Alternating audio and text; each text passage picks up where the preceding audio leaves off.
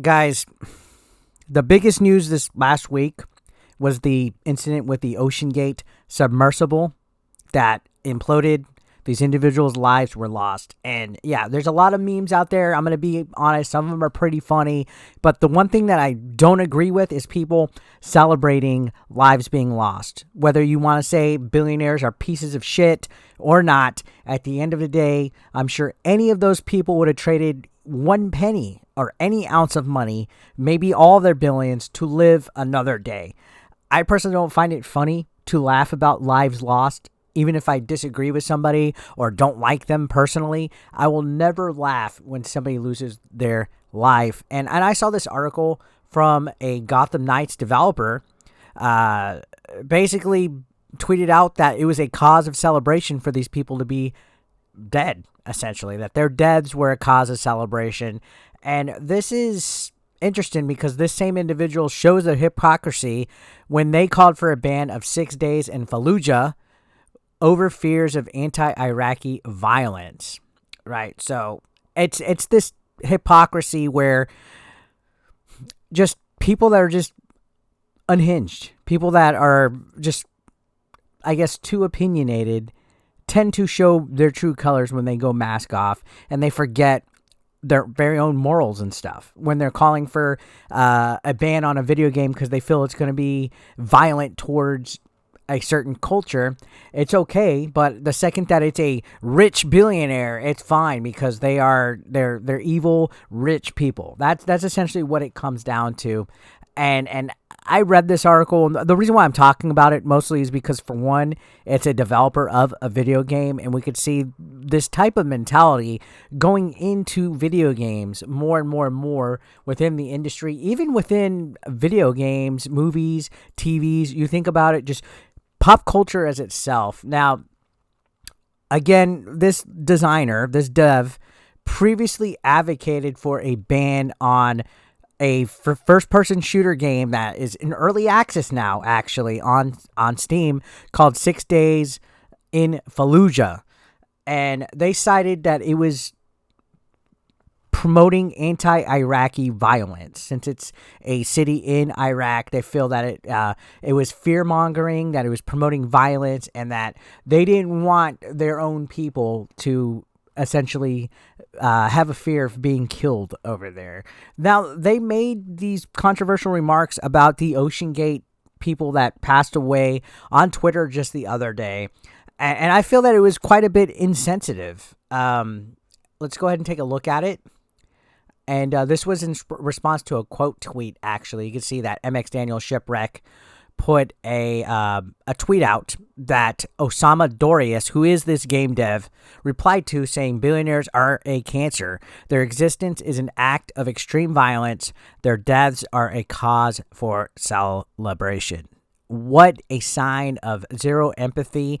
Again, yeah, the internet was full of memes and laughter, and people were saying all these people were just rich people doing stupid things and stuff like that. But at the end of the day, yeah, I don't know these people. I don't know who any of those guys were. They didn't know me. They didn't give a shit.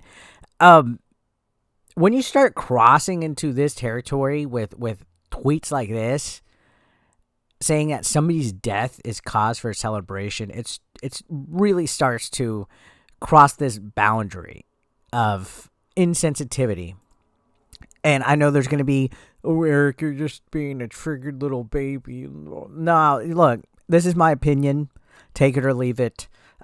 It's a human life. It's 5 human lives that were lost. One of them, a 19-year-old kid who didn't ask for it. All right, those people didn't know, that was going to be the last day of their lives. Sure, they signed a waiver, and sure, they were talking about, certain, I guess, warning signs and red flags that they signed a waiver off for. But come on, all right? Again, these people, as rich as they were, once they were in that situation where their lives were lost, that rich privilege is gone, all right? I'm sure they would have traded any amount of money for that. Now, I feel that these statements deserve the widespread criticism that they're getting at this moment because it's a callous disregard for human life. I feel that it's also inconsistent with the call to action that he had against 6 Days of Fallujah. I feel that it's rightfully so that he's receiving immediate backlash from individuals who are condemning this insensitive stance legitimately. I think it's ridiculous, especially when you previously saw this, I guess, social justice campaign that he had saying, please take the time to sign this petition to stop the making a game that intends to normalize and trivialize the murder of my fellow Iraqis. Please retweet and spread the word any way that you can. Don't let these, basically, don't let these guys, these monsters get away with it. So it's only fine for rich lives to be lost. That's what it seems like with this individual. And yeah, they got enough backlash to where they are now taking a break. And this is funny when it usually happens when the intolerant tolerant get the backlash. I'm sorry, folks. I'm not in a good place right now, and not myself. Going offline for a bit. So this individual basically received enough immediate backlash from the insensitive tweets about deaths being a cause for celebration that they had to go offline. And that just shows you this individual's true character. It shows you that they have no, I guess, backbone. They're serious chicken shits, if I was to say anything about that. Taking a personal break from Twitter after giving a hot take of calling people's lives being killed as a cause for celebration. It's pretty much a huge contradiction. I mean, you think of his celebration of the OceanGate people and then your vocal opposition to 6 days in Fallujah. Back in March 2021, you basically said, hey, for fear of violence, as justification for calling for a complete ban on a video game sale. A complete ban. But he didn't want the game made at all. You share a link to a petition. You're trying to urge the U.S. government to stop making a game, to get in the middle of it and stop a developer from making it. And you're saying that it's normalizing and trivializing the lives of fellow Iraqis. Yet you had no fucking problem calling it a cause of celebration for people dying just because they're rich. Again, 6 days in Fallujah is now in early access, actually. I think it came out 2 days ago on Steam. And I just think it's awesome that it came out, because fuck this guy's double standards, honestly.